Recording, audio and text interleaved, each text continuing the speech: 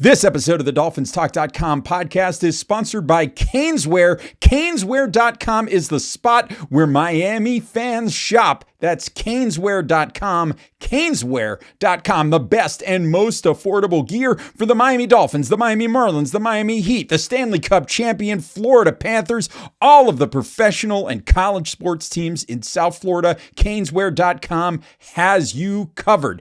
If you're in South Florida, you can visit the storefront at 2655 South University Drive in Davie. They ship internationally as well. So Caneswear.com, make it the place. It's the best and most affordable Miami Dolphins gear. That's Caneswear.com, Caneswear.com. And don't forget about Dolphins Talk Extra. Go to patreon.com/Dolphins Talk for additional Miami Dolphins content. You get extra access to our private Discord server. You get bonus podcasts covering the Miami Dolphins. You get off-topic content as well. We have live watch-alongs. We have retro rewatches where we watch old games and talk about them. We do off-topic shows. We have prizes, contests, all kinds of exclusive access only for Dolphins Talk Extra subscribers. So join us, patreon.com/Dolphins Talk. You can join the fun for as little as $3 a month. Head on over to Dolphins Talk Extra at patreon.com/Dolphins Talk. And now, on with the show. Hello, Dolphin fans, and welcome to another episode of Dolphins Talk. My name is Marissa Marino, and today I am joined by Jason McIntyre, co-host and analyst on The Herd with Colin Cowherd. You can find them on FS1, and you can follow Jason at Jason McIntyre on socials. Jason, how are you tonight? Well, I'm a Jets fan, so I have it as bad or worse than Dolphins fans do right now. Also, I'm public enemy number 1 or 2, I think, with Dolphins fans, just because I cannot stand them. You know, we have the long-standing rivalry. And that guy in the picture behind you, Dan Marino, broke my heart with the fake spike touchdown pass. Yeah. Yes, I remember it back in the day. So I can't believe you agreed to come on a Dolphin show with a girl with the last name Marino. I mean, you were really prepared for this. By the way, I never asked before we started recording. We were talking. Are you related to Dan at all? Oh, that would be so nice. And growing up as a kid, my dad told me to tell people only when they win I was allowed to say we were related while Dan was active with the team, but no such luck. Yeah. Listen, we've been looking for a quarterback with the Jets for a couple decades now. I mean, Mark Sanchez had it for like 5 minutes. And now when Marino left, you haven't been able to find a quarterback. We've cycled through like 511 quarterbacks. So, I think we're almost there, Jason. I don't know. Maybe Tua's the guy. Oh gosh. Well, we're going to get into that. Speaking of Tua, and yesterday's game was just absolutely abysmal. Tua, he had 3 interceptions, 0 touchdown, had a 24.1 passer rating. Absolutely insane. Before we get into him, though, let's talk about the guy who's behind all of that, and Mike McDaniel. I really thought as a Dolphin fan waking up this morning, there was going to be some sort of firing after the loss to the 1-5 Browns. Let me ask you this. Do you think Mike McDaniel is going to be the head coach of this team through week 18? I'll just say yes, only because it appears from like Ian Rappaport and the guys who cover the space that the owner, Stephen Ross, I don't know if he's being cheap or he just doesn't want to concede that maybe Mike's not his guy, but it sounds like they're just going to let this play out. But I don't know. It seems like the locker room is a disaster. Your guy Tua last week was like, talking about guys skipping meetings and leadership. Then he had to walk that back when McDaniel called him out. And it's like, ooh, how bad do you want this to get? That's the question. I'll be honest. I kind of like Mike McDaniel. I know he's been terrible this year, but he had great vibes, good energy. The offense was sharp. He made it to the playoffs twice. Let's be realistic about it. I know they didn't win a playoff game, but he got there with Skylar Thompson filling in for the injured Tua. And then he got there with Tua playing in negative 30-degree weather in KC. Nobody's winning that game. So, Brian Daboll supposedly is going to keep his job in New York. They were hired at the same time. McDaniel has 10 more wins than he does. I don't. This stuff is weird. I'll just say this. I think McDaniel's going to be a big-time offensive coordinator somewhere next year. Or maybe he drops down to college football and cooks, because I think he's a really good offensive mind. just hasn't worked out with the injuries. And, your GM's not any good either. I mean, from top to bottom, Jason, it's all pretty bad. I mean, you mentioned Mike McDaniel potentially being, an OC. I mean, with how this is ending in Miami, do you see Mike McDaniel in time being another? I mean, because at the time we were the only one to offer him a job. I mean, and maybe for good reason, but do you see him getting another head coaching opportunity if he was to leave? I mean, do you think he is prepared to be a head coach in the NFL? I haven't been in the locker room, so I don't know that. I'm sure, Yeah. some players would come out and maybe criticize him, but this is a tough one. I consider myself an outsider, right? Yeah. I didn't play in the NFL. I didn't play in the NBA. Yet I've got this megaphone where I'm on podcasts, TV, whatever, radio, and I talk about the sport. Now I play sports on the side as Mhm. a grown man who's struggling to come to grips with his age. But I mean, I like outsiders, right? He upset the apple cart. People look at him. He's like this nerdy guy from Yale. And he's clearly never played at any high level of football, yet here he is taking the Dolphins to the playoffs. But as soon as it started to go off the rails, people were like, "Oh, this guy, he can't control men," and I think that's a little goofy. So I'm not gonna lie, I'm kind of rooting for McDaniel to surface somewhere. And I Mm. do think, yeah, he's like what 41, 40, He's somewhere he's around a there. young guy, yeah. Yeah, I think he'll get another shot for sure. Well, there you have it. Well, talking about Tua, you mentioned his comments that he made last week after the loss to the Chargers, calling people out, calling, basically airing the dirty laundry going on inside of that building. Some people are okay with it. Many ex-players and a lot of people felt it was out of line. He then gave an apology later in the week. How did you feel about what he said? Yeah, I like Tua a lot. He seems like a really nice human being. I don't know Mhm. if you've met him. I have not met him. I know people around the league who say, "Man, he is just the nicest guy off the Yeah. field. He's just a great human being." Mhm. But I will say this is also the second head coach that he's clashed with because him and Flores ended spectacularly badly. Yeah. And now here he is kind of stepping in it with McDaniel. We have Tyreek Hill's kind of beef with him, although Tyreek Hill kind of gets angry with everyone. I don't know what to make of Tua. But I'll just say this, I know everybody wants to get rid of him. Well, let's remember, Cleveland wanted to dump Baker Mayfield. Okay. Mm. My Jets got off Sam Darnold. Carolina had Baker Mayfield and Darnold. The New York Giants were like desperate to get Daniel Jones out of the building. Right. And Mm. all those guys have rebounded. So I don't see why Tua couldn't pop somewhere else in a year or two. I don't want to say he takes a gap year, but he holds a clipboard for a year and waits for the right spot. I mean, there's going to be Yeah. spots. Listen, LA Rams, Matt Stafford, he doesn't have much longer. And Mm. whoever quarterbacks with McVay usually does a pretty damn good job. So I don't think it's over for Tua, maybe in Miami. But yeah, I think he's probably going to start somewhere else in a couple of years. So then I take it you don't think that the injuries have caught up with him because I feel like he's clearly regressed and isn't the same quarterback he was in 2022 and 2023. Heck, even what he was last year. I mean, he missed games last year, but when he played, he was somewhat productive, some not. I mean, it's kind of just teetered downhill slowly and then a little bit more quickly. And I mean, the amount of interceptions he's thrown lately, I Yeah. mean, it's just but then, then everybody says, well, look at the offensive line that he has. I mean, Yeah. there's this and there's that. So, I mean, do you see Tua ever being a franchise quarterback from what you've seen on film and tape? Oh, that's a tough one. So I guess riddle me this. What is a franchise quarterback? Because I was told Daniel Jones, the New York Giants said he was. They paid him like one. Then he played so badly, they were like, get the hell out of here. And now he's resurfaced in Indy. And by a lot of numbers, I know it's only like not even halfway through the season. Yeah. Daniel Jones looks like a franchise quarterback. I mean, Yeah. Baker Mayfield, after Cleveland, he was with Rams, Panthers, maybe somewhere else. I was told he wasn't a franchise quarterback. Now he's on like his third OC in Tampa and he's cooking. So it's a difficult question.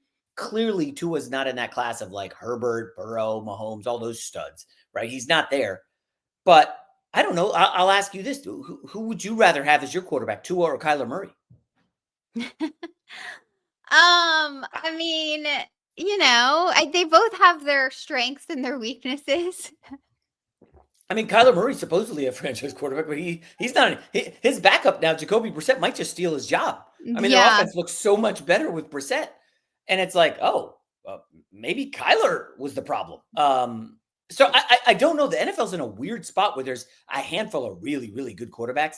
And then there's probably like maybe 16 teams who are like, I don't know what we have. I mean, hell, the Raiders gave up, I think, a 3rd-round pick and gave Geno Smith a bleep ton of money. And now it's like, oh gosh, he is definitely not the guy for us. And I don't think he's going to be a starter anywhere after this run. I mean, maybe a backup, but so yeah, franchise quarterback is tough. I'll tell you this. One of the weirdest things we're seeing is some of the teams who are at the top of the league record-wise don't have a quarterback that's the highest paid in the league. You know, the Dax, right? So Baker is not on a max deal, if you will. Sam Darnold's not making a ton of money. Seattle's really good. Daniel Jones with the Colts. And I mean, if you want to give Tua, could he be? I mean, Justin Fields is making like 20 mil, which is too much. If you're giving Tua 25 mil, I think you could probably build an offensive line, a really good defense, because he's not making Dak Prescott money. Dak's at, whatever it is per year. So I think there's an opportunity. You just have to, it's going to be a tough pill to sell to your fan base, right? Like, hey, we're bringing in Tua. He's our guy. And then you start rolling the tape of how bad he's been. And it's like, ooh. Yeah, when you put the price tag on it of 212 million, 165 guaranteed, I think that's when it starts to become like okay, and I don't know. Miami, we were just talking about this off air about both of our teams, the Jets and the Dolphins. I know many people didn't think Miami was going to be good this season, but I didn't think they were going to be this bad this season. Did you anticipate Miami being this bad of a team this year? No, I mean, my biggest Miami thing was I would have traded Tyreek Hill in the offseason. He's constantly noisy. He's just like the guy. I think he's a bit of a mess. And I would have moved off Tyreek Hill. You would have got draft picks. You would have had a clean slate, nobody chirping and saying all this nonsense. Then Tyreek Hill, busts up his leg really badly against the Jets. Season over. Probably not going to start next season. I don't know what you have there. And now you've got an offense where, we like Jalen Waddle. He's a good receiver, right? He's not a number one. He's not in the Justin Jefferson, Jamar Chase, AJ Brown. He's not in that realm.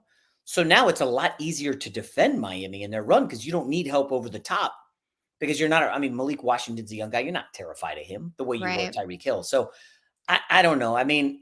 They're not in a good place. But hey, like you said, you mentioned the Jets. At least we're angling for the number 1 pick. That to me is now again, we had the number 2 pick with Zach Wilson and we screwed that up. Yeah. So now then again, did you guys shoot? I think you know this. I'm pretty sure they took Tua over Justin Herbert, right? Yeah, we had the opportunity to get Herbert, and there, fans are back and forth on whether Herbert's panned out. He hasn't made a splash really either. He had that terrible playoff loss that he. Yeah. So there's they have the same number of playoff wins. Yeah. Oh, yeah. Which is Zero. not any. Right. But yeah, coming up in December, not to make this a Jets episode, but I think it's going to be the battle of who can do worse. Not that that's we'll really give you guys allowed. Another win. Sweep us. Go ahead. All of you. Take it away. Oh man, we'll be vying for that first draft pick for sure. So, looking around the AFC East today, the Bills are on a 2-game losing streak, and the Patriots are one of the hottest teams in the NFL with a very easy schedule coming up. Are you surprised how well New England is playing? And do you think that they could possibly win the AFC East? Yeah, I was. I had Joe Shad from the Palm Beach Post on my podcast last week, and I was like, dude, when Tom Brady and Belichick left, as a Jets fan, I was like, it's our time. We've waited 20 years. He's like, oh, Dolphins fans were saying the same thing. Yeah. Like everybody dealt with this. And then within 5 years of Brady and Belichick leaving? Well, I guess 5 years combined. But they have Vrabel and Drake May, and we're the Jets over here are like, well, oh my gosh, how did this happen? And the Dolphins are kind of in the same boat. And it kind of sort of sucks. I like Drake May a lot coming out of the draft. I thought he was going to be better than Jaden Daniels. And a lot of people beat me up for that. Oh, you were so wrong. Jaden Daniels was amazing. Here we are, year 2. It's not a sprint, folks. It's a marathon. Yeah. And Mercy, you've seen it. Like Drake May looks freaking awesome. I think he was 21 of 23. I know. Against who'd they face? Tennessee. And I know Tennessee stinks, but I was just like, damn, they're set. being in the AFC East, I mean, it's rough. I mean, you go from Tom Brady to Josh Allen to now Drake May stepping up. I'm like, can a girl get a break over here? And it's not happening. So Buffalo still has to play KC, Philly, Houston, and Tampa Bay. Whoa. Which is insane. New England's schedule is not that daunting in comparison. So when this was before the season started, I had it, unfortunately, I had it going Bills, Pats, and Dolphins or Jets coming in at third or fourth. But I'll be very interested to see what happens here between this Bills and Patriots team. What I mean, because Bills have been the title holder now of that AFC East for quite some time. Yeah, I think you're probably onto something. I think the Patriots' schedule is just so favorable. Yeah. That I mean, they could be the number 1 seed. Now, the Chiefs have turned it around. They've started to fix things. I'm not going to go overboard like some other people are and say they're the best team in the league. They've obviously looked better, but again, consider the opponent. It's like the Raiders. The Raiders are garbage. Yeah. They're right there with the Jets and Dolphins. I mean, I saw a crazy stat. If you took, who was it? It was the Raiders, Jets, Titans, and Dolphins. I think they had something like 79 possessions. I'm not sure if that's 100% accurate. A lot of drives and 1 touchdown. That's it. Among those 4 this past week, it was just like, it wasn't 79. No, it was like probably like 29 or something. But it was just a staggering stat. Like those teams are bad, like aggressively bad. And the Patriots schedule, if you look at it, it's littered with bad teams. So I wouldn't be shocked if you're right, that the Patriots are like a 12, 13 win team. And next thing you know, boom, they've got the number 1 seed. I don't think they're Super Bowl bound. Yeah. But remember, Vrabel got the number 1 seed with Tennessee with Derrick Henry and Tannehill. And they ended up losing to, I think, Burrow that year. Yeah, another ex-Dolphin, Tannehill. They all move on. Now I'm curious. Let's talk about your Jets real quickly. Aaron Glenn, do you believe he's going to be a one and done in New York, or is there a chance he is fired after this season? With the Jets and goes do you think he'll, after the season with the Jets goes winless or only 1 or 2 games, will he be finito, or do you think he'll have more of a chance? We're in this weird moment. I don't know how closely you follow college football, but you're in the South. I'm sure you see how it's big. But like James Franklin of Penn State was in the college football semifinals in January. He opened the season as like the number 2 team in the country. They lose 3 in a row and they fired him. They just swallowed the buyout. The Florida Gators just fired their coach. Yeah. Right. The Tennessee Titans decided we're off Callahan. It feels like people are just not having any patience at this point. Now, the Jets owner is a real goofball. Woody Johnson, just unbelievably bad owner with the Jets. Nothing would surprise me. I do know Eric Mangini pretty well. Mangini was a Jets coach. He's at Fox with me. And anytime I see him in the halls, I would just shake him down for him. What was it like? What was it like? And he does not have any good stories about Woody Johnson. I mean, you could probably look this up, but essentially Woody Johnson forced Brett Favre on Mangini. He's like, I don't really want him. I don't think this is going to work. And they're like, you're fine. Don't worry. It's good. You're our guy. As soon as it went sideways with Favre, even though they started like 9-3 or something like that, he just fired Mangini, just ran him out of town. It was awful. It's like the guy is just, you can't trust what these owners say. And I don't know if he gives Aaron Glenn the vote of confidence. I would say Aaron Glenn's in trouble. You know how that works in reverse. So the problem is like, who's going to want this job? Like they haven't been good. Honestly, they have the longest playoff drought, definitely in the NFL. But it might be in professional sports. They haven't made the playoffs since like 20. Is it 11? Something like that. We have the longest drought for not winning one, but yeah. I mean, we're literally we're just like cousins over here of like the Jets and the Dolphins. I mean, it's ridiculous. Not in a good way. Not in a good way. Not in a good way. So let's talk about a team that is good. Well, one of them. What is the bigger surprise to you today? That Indianapolis is sitting at 6-1, or that the Ravens are sitting at 1-5? Well, a lot of people had Ravens Super Bowl. Yeah. And they could still listen there. I don't think the Ravens are out of it because they just had so many injuries. It sounds like Lamar's back this week. Roquan Smith, big game against the Bears. I think the Ravens probably are like, hey, we're not dead. We have our quarterback back. So I think they still get to the playoffs. The Colts is shocking. I mean, remember, this is a team that thought Anthony Richardson was going to be their quarterback. Then he was so bad. Yeah. They got off of him and got in Daniel Jones, and the people kind of laughed at that. And now Shane Steichen looks like a genius. I mean, that is an unbelievable move. I think Tyler Warren, the kid they drafted out of Penn State, has been unbelievable. And they're lining him up in the backfield, inside, slot, wide. Like he's throwing passes. Like they've got a really good offense. And Steichen, remember, I'm pretty sure it was with the Chargers and then Philly, or vice versa. He was a sharp offensive mind. So the Colts are really dangerous. They got a game, I think, about a month from now against the Chiefs that I'm real curious how that goes. Because that'll be interesting. Yeah, Colts are. I could not believe that they pummeled the Chargers like that. I bet the Chargers pretty heavily, and they just 6 of their first 7 possessions they scored. I was like, nobody does that to Jesse Minter. I mean, his defenses are good. He's gonna be like one of the top guys that people bring in for.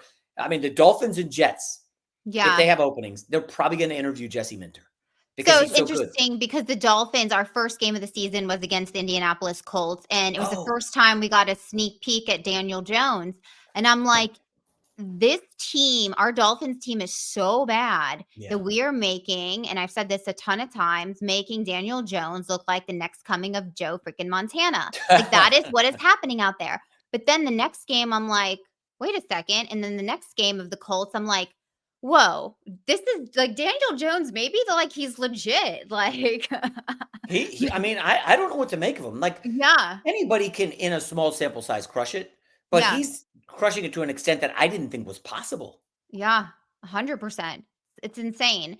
So with speaking of insane, am I nuts for thinking that even at 1-5, where we're sitting today, the Ravens could possibly still win this division? No, I'm 100%. Returns. I mean, because Pittsburgh lost to the Bengals last Thursday, feels like forever ago. It was like 5 days ago. But because they lost that, the door's open. Now, briefly, the Steelers were favorites. I'm pretty sure at most sports books, the Ravens are slight favorites to win the division, even at 1-5. Wonder what that pays out. That'd be interesting. Yeah. All right. Well, before we wrap up, we are going to do our Dolphins Talk speed round. We know the fans love this. 5 questions with Jason McIntyre. Jason, you ready to rock and roll? Hopefully I can deliver. Okay. Question 1. You have lived on both the East Coast and the West Coast. Which one do you enjoy living at more and why? Damn. I know. That's hard. So I think some of this matters, like when you live there. I was a single guy living in New York City. Okay. Wasn't making any money, but I went into credit card debt. It was worth it for sure. It was just awesome. But now living in Los Angeles, I cannot imagine leaving here. And I know there's some people out there who listen to this and be like, oh, these freaking liberals, avocado toast, blah, blah, blah. That's just crap you see online and on TV. Just trust me. If you come out here, it's pretty awesome. I'm not going to lie. Like, I didn't even think I would be like a California guy, and the family loves it. It's unbelievable. As long as you're not doing like the surfs up bro thing, we're good. Well, I mean, listen, I personally don't surf because I'm not sharks terrify me, although they're really same. Coming from South Florida, terrified of the beach. South Florida, oh my gosh. But a lot of buddies do surf, and more power to them. But like, it's a weird, now again, it depends where you go. I'm not living in downtown LA. Obviously that is totally different from like the beach cities. But if you're in the South Bay where it's the beach, you're close to the airport, it really, so I guess I would, the best of both worlds would be I could afford a studio apartment in New York City.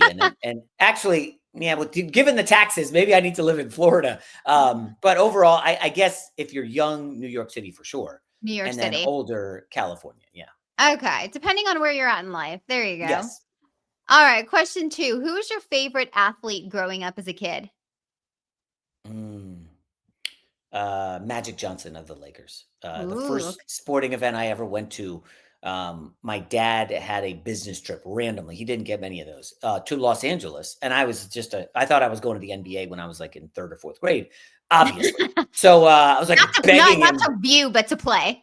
Yeah, to play. I thought I was going to be playing in the NBA. I'm shooting in my driveway every day. Come on. And then he was able to finagle Lakers Knicks tickets, and it was just amazing. Yeah. And then like 2 years later, we were in New York visiting family for the holidays, Lakers Knicks. The Knicks were terrible, so you could get tickets, and went to a game, and I just was in love. Magic Johnson was my guy. I thought I was going to be a point guard. As a kid, Magic Johnson for sure, but that has transitioned to Steph Curry. Oh, Probably in the okay. last, and I was able to meet him randomly at my gym out here in LA. Nicest guy, obviously. He just, yeah. Plus, I like his game, everything Mhm. about him. Just a I good mean, human being, and same with pretty Magic, solid right? dude. Yeah. Yeah. All right. Question 3. When you go to the movies, are you a popcorn or a candy guy? Or I, both? I guess both is an I would option. probably be both, but yeah, usually I would go candy. I would lean candy just because I have a major sweet tooth. Don't ask me Yeah. how many cavities I have or had. This is Um, a PSA to go to your dentist, folks. I just went to the dentist, and like the 2 weeks leading up, you're flossing like every single Yeah. day. Yeah. You're like, my teeth are And great now. right, so you get in there and they're like, "Hey, oh, you've been flossing great." I was like, "Yeah, trust me, it's fake." I'm killing it. No, yeah. But yeah, I'm major sweet tooth. It's a weakness for sure. Yeah, ditto. Question 4. When you're not watching sports, is there a TV show that's like your emotional support show that you like to have on in the background, or one that you recently watched that you've really enjoyed? It's weird. I'm older than you, obviously, so I'm the kind of guy who would like walk in a room from work, come home and just turn the TV on and like the Yeah. background. And I would usually first check the movie channels, HBO, Cinemax, whatever they are. And then like if Jurassic Park is on, you just put it on in the background. You're not really paying attention, but it's just on. Yeah. But it's strange. I noticed with streaming, I don't do that. I don't like turn on Netflix and surf to put something on. Do you do that? No, no, I have my emotional support shows. Like if I am just have had a rough day, I turn on either The Office Oh, yeah. or like How I Met Your Mother or Seinfeld or something Mm. that's like in the background that like is comforting, but I don't have to pay attention to it. Right. So wait, do you stream that or you have actual cable? No, I stream it. Really? Yeah. So you'll stream stuff in the background. Interesting. I've never done that. Usually, if I stream something, I'm locked in. Like, what shows have I watched lately? I watched Wednesday. Did you? You I know? haven't watched that one. Really? Yeah, I know. Oh, No. I thought it's pretty good. I mean, a little scary for the kids. This show on Paramount, Landman, really freaking good. Haven't Billy seen that Bob one Thornton. either. Um, what else? Apple TV has this show called The Morning Show.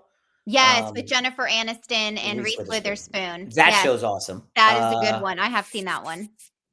There was this movie with you watch Friday Night Lights, right? Tim Oh, yeah. Riggins.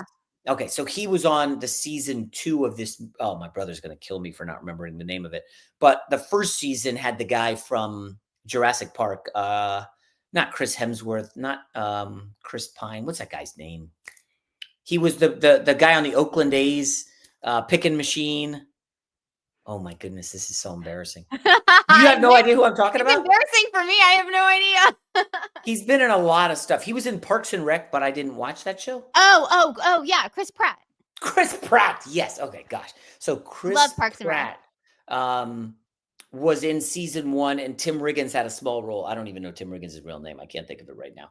But then season 2 just finished, and Tim Riggins was awesome. And that for some weird reason, I'm into these like Navy SEAL shows. Okay, yeah. Not SEAL Team 6, but like some of that stuff. I guess because me and my brother joke around that, like, oh yeah, if things broke differently, we would have definitely been like, one of these like FBI, CIA, Yeah. Yeah. If you it's were fun to working think on your NBA career, you would have that's the way things would have gone down. Imagine that. I'm so delusional. Yeah. All right, and our final question is, what is one misconception about Colin Cowherd that you wish people understood about him? Ooh. That's a tough one. So, can you give me like an example of him? I So, don't have one off the top of my head. so like maybe Dolphins Twitter. Let's just talk about this one. Dolphins Twitter assumes that Colin Cowherd hates the Dolphins. Is that true? No, he doesn't hate teams. He See, that's doesn't a operate. common misconception is that Yeah, maybe no. he has these teams that he despises. No. I think he obviously likes certain players, but I don't think Yeah. he dislikes. Like he has a soft spot for instance, Sam Darnold, who's playing for Seattle right now because Darnold went to USC. He and Darnold are friendly. They've talked about it. So he's like rooting for Sam Darnold. He Yeah. rooted for him when he was on the Jets. Now Yeah. he's rooting for him on the Seahawks. So he has rooting interest. I don't think he actively dislikes a lot of players or teams. Maybe that's it. Like even his Baker Mayfield tiff was well discussed. I mean, he had Baker on the show, but it was like he didn't dislike Baker. I think he just had some issues with some of the actions, which a lot of people did. Teams did. Even Shedeur Sanders. People think, oh, you guys are bashing Shedeur. Not really. The entire NFL was basically out on him. I mean, this is crazy on Shedeur. I saw a stat. So they started the season with 5 quarterbacks, right? Flacco, Pickett, Shedeur, Dylan Gabriel, and then Deshaun Watson. And they openly talked, oh, we're probably going to keep 3 on the only guy to be healthy and not play is Shedeur Sanders. Yeah. And the Browns stink. You just said that. They're 1-5 Browns. So like the league is out on Shedeur. We're not bashing him. This is just like how it is. So I think a lot of people think, oh, just because you're not super positive. Like I've been a little critical of Jackson Dart. And I'm like, listen, I've seen some flashes, some moxie, but to me, sorry to reference Friday Night Lights again, but he's just like a Matt Saracen. He's just like a runaround guy making some plays. That's not sustainable. And meanwhile, like in every game, he's been almost knocked out for a play or two because he's doing too much running. Now he's a young guy. He's definitely like got, the swag of a franchise quarterback. Yeah. But the reality is like, I don't hate Jackson Dart. Now I dislike the Giants just like I dislike the Dolphins because I'm a Jets fan. Those are our rivals. We don't like them, but I'm not like actively bashing them. Like, hell, I'll bet on the Dolphins sometimes. I'll bet on the Giants. Don't do that this year. Let me tell you, Jason, don't do that this year. Yeah. So I think the misconception is, Colin, anybody who's on TV is like, oh, you said something negative about this guy. You must hate him. Jason, you said you want to trade Sauce Gardner. Why do you hate Sauce Gardner? I don't. I'm trying to get value for a guy who ain't playing great. Now he's concussed and probably not going to suit up this week. Yeah. I mean, that's fair. I mean, at Dolphins Talk here, we keep it real. And sometimes fans, no matter how bad it is, they just want to hear all the fluff about the team. And it's like, you have to be realistic. And if the team is not great, you have to call a spade a spade. Yeah. And sometimes that's not pretty or what the fans want to hear, but it's the truth. Yeah, so. That's extremely well said. Yeah. Thank you kindly. Well, this has been great, Jason. I really appreciate your time so much. Everybody, again, Jason McIntyre, make sure you catch him, co-host and analyst on The Herd with Colin Cowherd on FS1. And you can follow him on socials at Jason McIntyre. Jason, all the best of luck to you and your team. I will actually say this and really mean it. I hope the Jets have a really good season this year. Obviously. I hope you guys win every single next game that you have. That's not that's very out of character for Dolphins fans about the Jets. That's how bad things are for you guys. Wow. Okay. Well, thanks a lot. Thanks for having me. Of course. For everybody out there at Dolphins Talk Nation, if you're watching on YouTube, make sure you subscribe, drop us a like, leave a comment about how much you enjoyed the show. Hope everybody has a great rest of their night and fins up.